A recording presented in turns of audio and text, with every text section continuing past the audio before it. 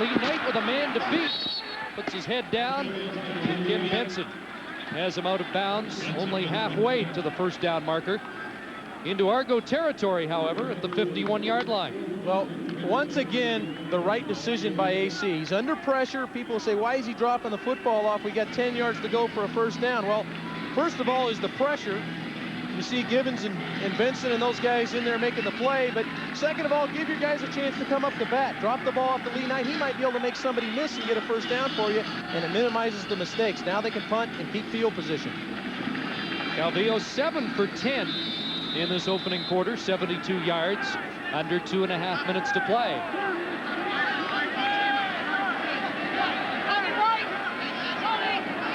Paul Osbaldiston, third in the CFL in punting, 45.2 yards. Clements from his 15. Pinball swings wide, flag down. And Pinball's going down.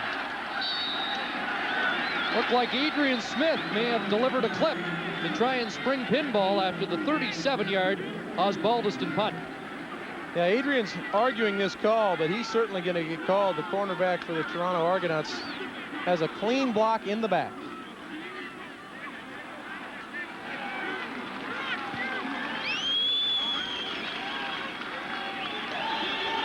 Illegal block. Toronto number 12. First down. So the former Tiger Cat, who had a touchdown on an interception in the Grey Cup game, is called. Well, Orlando Steinauer with 5 interceptions, and we asked him about his early success. A lot of it is just seeing something like a line, and a lot of it has to be. Well, we'll get to his success later, but with a full translation. Right now, the Argonauts not enjoying much success working against this Ticat defense. That's Robert Drummond with the carry. Aldridge and Whitehead on the tackle. Well, that's the first time they've really tried to run straight ahead. This time they just came off the ball, zone blocked it up front, and let Drummond get in there. This big body, 6'3", about 220 pounds, and fall forward. Nice play on first down, 7 yards. Drummond second in the league in rushing behind Pringle, second in the league in receiving. And number 1 in yards from scrimmage. Second down, Flutie. A lot of steamboats, and now he'll run, and Doug Flutie will scamper out of bounds with the first down ahead of Melvin Aldridge and Frank West. The reason he picks up this first down is exactly right. Melvin Aldridge is cut off by Pinball Clemens. Pinball makes a great block, allows Flutie to get to the corner. Watch Doug skate out of there now. This is when he's dangerous, but he realizes I need a first down, so I'm going to go get it. Watch Pinball just shield it. Keeps Aldridge from making the play, and Flutie picks up the first down, extends the drive. And what is Urban Bowman, what was he saying yesterday? The Argos seem to be most successful when Pinball Clemens is catching the ball, running the ball, or delivering the key block, and that's something we don't talk about as much with 31. Second first down for the Argos in the game, and here's Flutie rolling to his right. Billy Whitehead was there to send him back, and now Flutie in real trouble.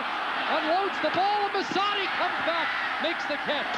And Masadi lunging for the first down stick. Well, a little street ball from Doug Flutie to Paul Masadi. And how'd you know Doug was going to look for Masadi? He was in serious trouble. Joe Monfort and Willie Whitehead had him cornered and were coming in for the kill. And he looked to the old veteran, Paul Masadi. Masadi comes all the way back down from his route, makes the catch. Eric Carter, the all-pro corner, fell asleep a little bit here. Needs to be on his coverage a little tighter. Dave, this is a scramble we might not have seen earlier this season because of the nagging hamstring and foot injuries that Flutie had. Spent the 4 days off playing basketball, just to let everybody know that he was feeling better again and is confident he'll have a better second half. Drummond, left side, has a couple to the 32 as the seconds tick away in this opening quarter. And that's a first down for Robert Drummond. Second leading rusher in the league, Robert Drummond, 6 yards a carry. That's the stat that it's glaring. Talked to Mike Pringle last Saturday when we did that ball game. Pringle said he wanted to try to distance himself from Drummond because he knows Drummond has the ability to put up a big day. First down should be the final play of the opening quarter. Flutie guns it out left side. Mitchell up to the 40-yard line. And that is the final play. Mitchell with a pickup of 8 to close out the first quarter, with the hometown Cats up by a field goal.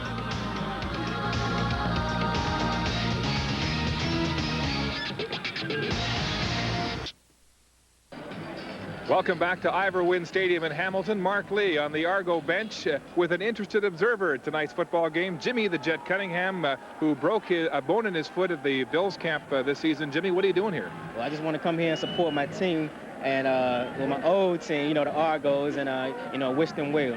Jimmy, you technically have not been released by the Bills because you're still rehabbing. You're on waivers. But if the Argos offered you a contract, would you be back in the CFL? No doubt. My bags are already packed. It's just a matter of catching up with them. But I'd love to come back here to Toronto and play for them once again. But the decision isn't mine. That's up to the front office. And maybe in the next 3 to 4 weeks, we could start talking then. Okay, you heard it from the Jet. He could be in an Argo uniform before the end of the season, Chris.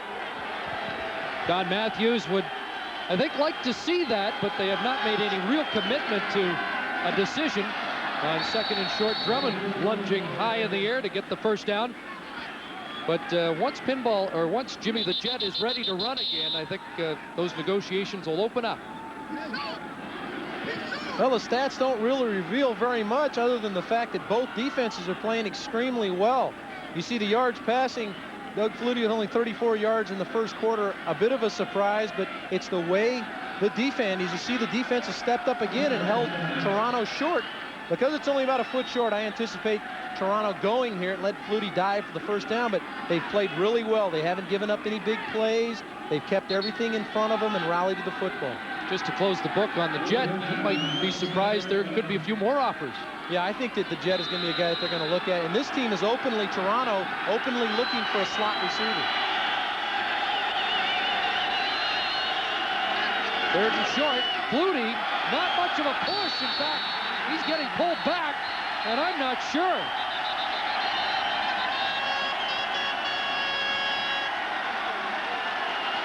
Joe Romolo was pulling Flutie back after he was stood up. Get out of Scarborough. Urban Bowman said, we're going to do some things that'll surprise you for a 1-8 team.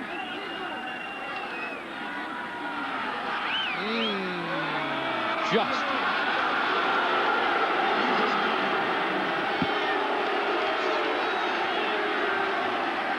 So they stay alive. But another indication that the Ticats team with the chin straps done up today. Well, they've always been a good team in short yardage, and here you see them hunkered down. It's about getting lower than the other team. You see Campbell, Willie Whitehead, Phil Brick all in there, and I think Doug got a pretty generous spot there. I think the defense stood up there a little bit. First down, and the Ticat fans braying about that spot. There's a throw to Drummond, who stepped in front of Steinauer and has a big catch for Toronto, finally into Hamilton territory at the Cat 45. Well, this is a tremendous amount of trust in the guy you're throwing the football to, because Orlando Steinauer has tremendous coverage. He just doesn't look back for the ball. Doug knows that Drummond will compete for the football for him. Drummond goes up and makes the catch. Steinauer had good coverage there, just didn't look for the ball. Robert Drummond was a wide receiver at Syracuse, so he's an exceptional pass receiver, although his receiving stats a little deceptive because he catches so many of those shovel passes. That, though, was a big 23-yard pickup, and now Drummond will do it on the ground. And he's down to the 37-yard line. Gain of 8. Well, Robert Drummond has the ability to do everything. We just saw him lined up outside wide. Now Phil Brick has to try to fill the hole and keep this from get some penetration. He doesn't. He gets buried right there. Willie Whitehead gets kicked out. Drummond right in behind the blocking, and a big 8-yard pickup. Drummond with 2 100-yard rushing games this year, one against the BC Lions, 100 yards even.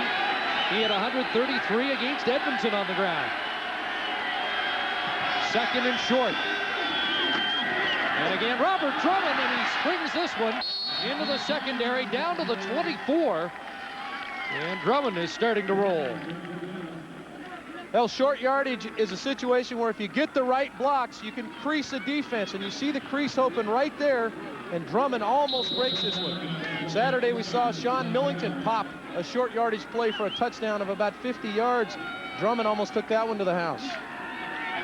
And he is quite familiar with the end zones here. He had 4 touchdowns in a game last year at Ivor Wynne Stadium.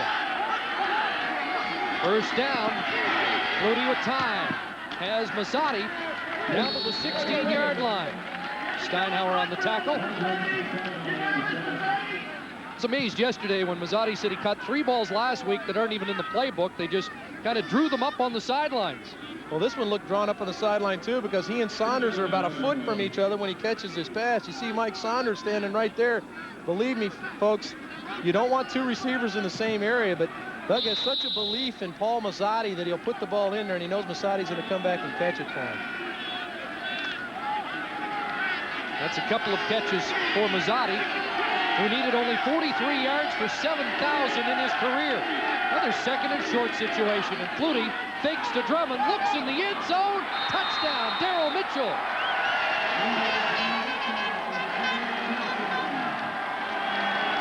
Well, when you're as positive as Toronto's been on this drive on first down, it puts the defense in a bad situation. Second down and 2. Here's an opportunity for Flutie to fake the ball. They've given the Drummond the ball a couple of times up the middle. This time they fake it to him. They get on the corner, and Darrell Mitchell just splits the coverage, and a beautiful throw from Doug Flutie. Well, he seems to be getting better each week.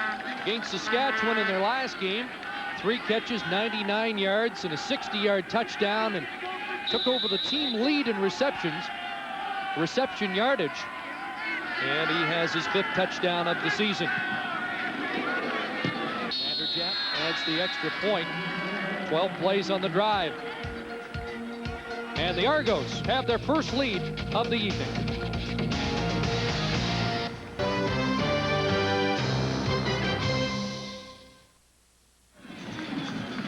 Well, there's the brain trust, the Toronto team. That's John Jenkins in the middle. Bill Bradley, the defensive coordinator, left. You see the GM, Eric Tillman, in the back, and Darrell Mitchell with the touchdown catch. These are the kind of drives that Flutie's going to have to make tonight. 12 plays, 103-yard drive, but that's what this defense will make him have to do, and he comes up with a big throw here. Watch Drummond suck the defense in, and then Flutie sticks the ball on Mitchell for the touch. Matthews quite complimentary to his rookie slot back yesterday and said we're learning more about him and we'll be using him more. Aaron Ruffin with the kickoff return for the Hamilton Tiger Cats. Well, Urban Bowman took over for Don Southern a couple of weeks ago. The first thing he did, he said, was to call a veterans meeting. All the players, the core players who had played at least 5 years with the Tiger Cats. Only 6 guys showed up, so he changed his mind. He thought, well, we better get all the guys that have been here for at least 3 years just so they could have a quorum. Yeah, everybody that's been critical of this team doesn't realize that if you remove 4 veterans from this team, they only average 2 years of experience across the starting group of the 24 players remaining. Calvillo starts it from his 27. Down 7-3, looks for Winfield, and Donald Smith on the veteran receiver. Should finish the Winfield story. He has a job as a physical education instructor at a military base that starts tomorrow. And so he agreed to come out of retirement for 6 weeks. Has offered his services as a weekend player, but neither Urban Bowman, Anthony Calvillo, or Dave Archer thinks that's a good idea. No, I think that would be very difficult on his teammates and especially his quarterback to try to get something going with him. As good as Winfield has been, and he's been great in 11 years. 2nd and 5. Calvillo has Knight, and Lee Knight to the 40 has a first down. Well, everybody that's seen Anthony Calvillo play knows he has the skills to get it done, but sometimes he wants to push the ball up the field. You saw him hedge. Watch him here. He's going to hedge like he's going to gun it up the field, and then he thinks, wait a minute. I got my veteran running back, Lee Knight, right here in the flat. I'm going to get myself a first down, and let's line up again and go again. You had a great talk with Anthony Calvillo yesterday, and I think it takes one quarterback to understand what another's been going through. I think Ricky Foggy's been a big help to him, Chris. I think that's a good point, but Foggy coming in really helped him. There's Calvillo on first down, in trouble. Got away from Andrew Stewart, but he won't get away from Demetrius Maxey. And Maxey has his second sack of the season. Well, this is something that this defense has not done very much. They're last in sacks, Toronto's defense, but they're #1 overall in defense, which is a bit of an oddity. They play such great coverage and rally to the football that they really haven't gotten to the passer much. They give away the short pass, but here Andrew Stewart comes clean. Now it's a jailbreak and no place for Calvillo to go as Demetrius Maxey ends up with the sack dance. Just their 16th sack of the year, and 5 of those have been against Hamilton. So a loss of 5, 2nd and 15. And Calvillo rips that one up to the 44. Ashante Smith with the catch. He has 2 in the game. Well, again, that's the difficulty of this defense. If you get in 2nd and long situations, it was 2nd and 15 there. They're only going to give you the underneath throw. You have to take it and hope one of your guys can break a tackle. That time, Ashante Smith caught the ball, and Smith was right there to make the tackle. And so it will be 3rd and 6, and the punting unit comes on for Hamilton. 8:35 to play in the first half. Paul Osbaldiston struck first with a field goal, missed on his 2nd attempt, and then the Argos on their last drive, which was 12 plays, 103 yards, scored a touchdown and lead 7-3. Mike Saunders has joined Pinball Clemens back, and Osbaldiston just gets that away. Here's Pinball from his 30. And look at Pinball, somehow escaped. And Eric Carter's finally going to chase him down at midfield. But Mike Pinball has been doing that for 9 years in the CFL. He gives the Argonauts great field position when we come back.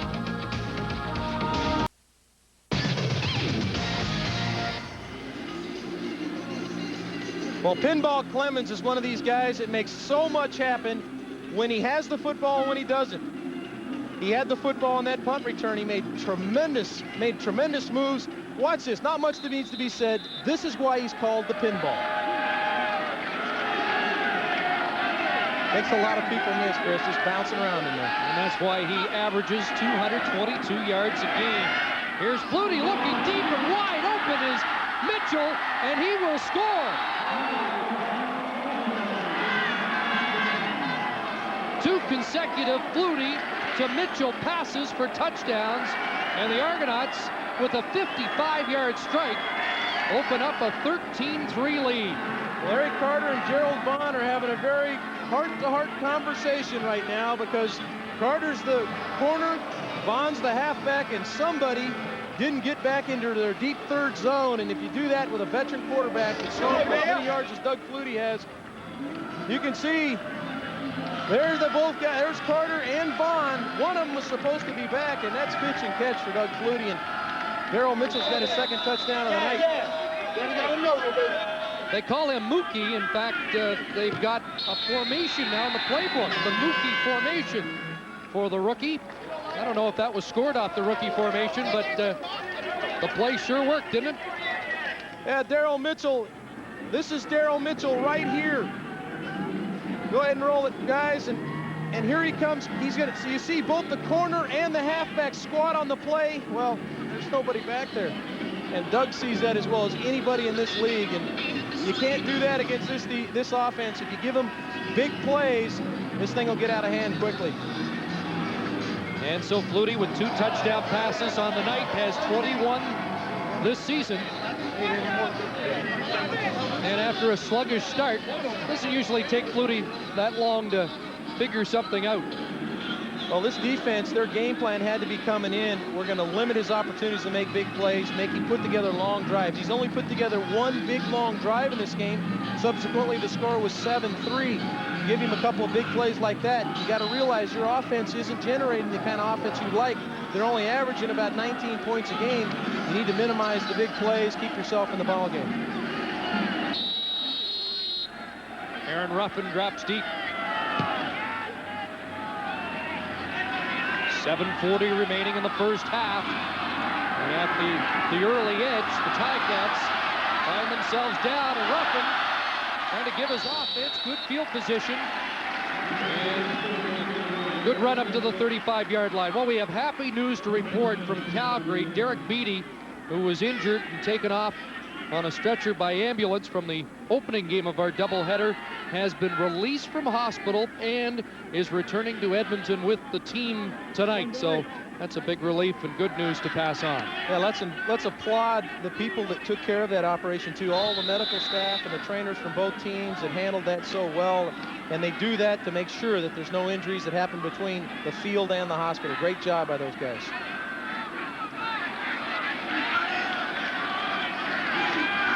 Ticats go to work on offense. They fake to Amerson. Calvillo ducked under one, but Maxi's all over him again, and Demetrius Maxi has his, or check that, Andrew Stewart has the sack. Well, this offensive front needs to step up now, and they need to protect, because this time Anthony Calvillo has a receiver open down the field deep, and this is where Calvillo wants to load it up. He sees him, but he just doesn't have a chance to load it up, and Andrew Stewart, who's forced one sack into Demetrius Maxi, this time gets his own. And he has 3 on the year. Argos had 4 sacks in the last meeting between these two teams. Second down, Calvillo, and was it the completion? Adrian Smith was in coverage and said the ball wasn't caught, but Ashonde Smith gets the catch. It won't matter. At the 37-yard line, he's going to be well short of a first down. Well, this is going to be a broken record, Chris, but you cannot make mistakes on first down against this Toronto defense, because they fall off into what I call a blanket zone. They drop 8 and 9 people back. You just can't get the football up the field. You got to throw it underneath, and they're going to rally and make the tackle. This will be an all-day deal unless they're positive on first down. So Osbaldiston gets set to kick to pinball for the second time in the last couple of minutes. Remember what pinball did last time he put his hands on the ball. Good kick by Osbaldiston, driving Clemens back to his 21, and he's dropped there. Good coverage by Cooper Harris, the former Argo, after a 50-yard punt by Osbaldiston. 6:05 to go, first half in Hamilton.